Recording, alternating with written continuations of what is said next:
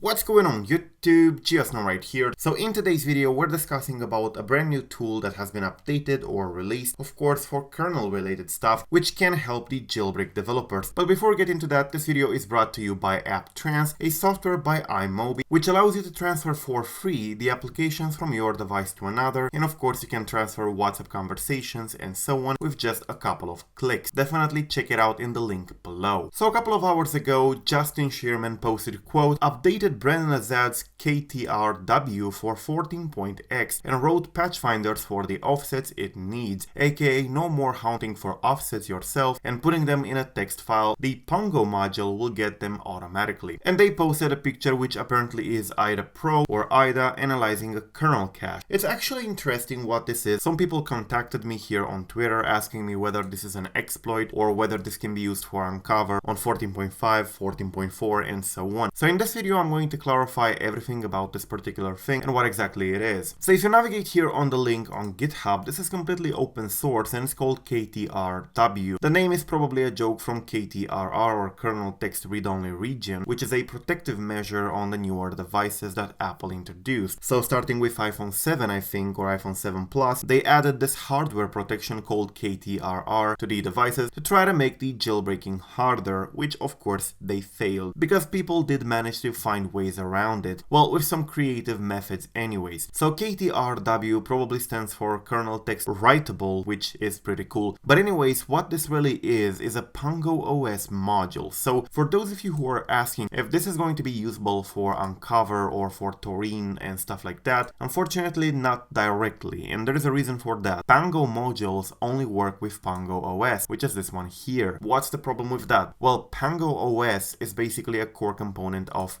checkra1n. So in order to work, it basically uses the checkmate exploit and other checkra1n components to load what they say here a pre-boot execution environment for the Apple boards built on top of checkra1n. So it's like an operating system if you want, where you can load your own modules and of course do kernel research and so on. Now don't get me wrong, this is still usable for Uncover and for Taurine and so on, even on 14.5.1. Well, why? Because this is basically a reverse engineering tool. It helps people do proper iOS kernel debugging, and of course if they find a vulnerability in the kernel for the iPhone 10, what are the chances that the vulnerability is not present on the iPhone 12 as well? Kernels don't really change that much from a phone to another on the same version. For example, the iOS 14.5.1 kernel from the iPhone 12 will probably have a lot of similarities, if not very similar to the iPhone 10 one. So a vulnerability found on the iPhone 12 will probably work on the iPhone 10 as well. It has happened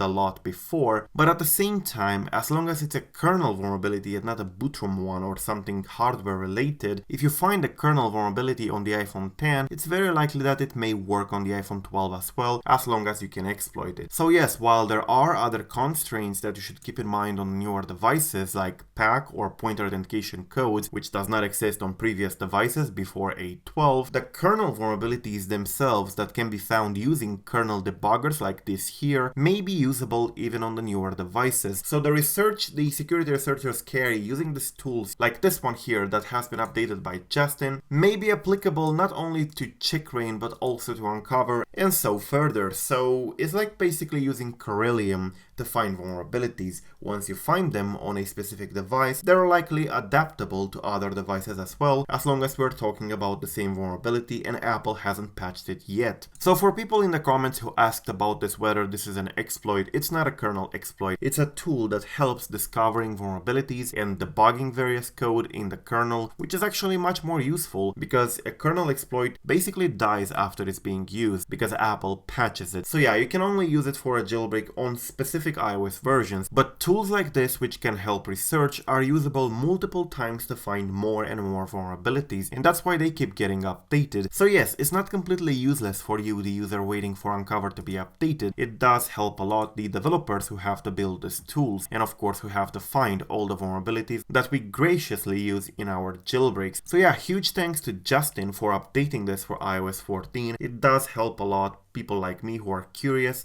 about the kernel, who want to debug it, who want to find vulnerabilities, and maybe somebody will even find something useful one day using this tool here. But till the next time, I hope this video made sense. I hope I clarified everything about the new tool. It's not a kernel exploit, it's still something good, still something usable, good for jailbreak community. Thank you for watching, I am GeosNow. Till the next time, subscribe to stay updated, and peace out.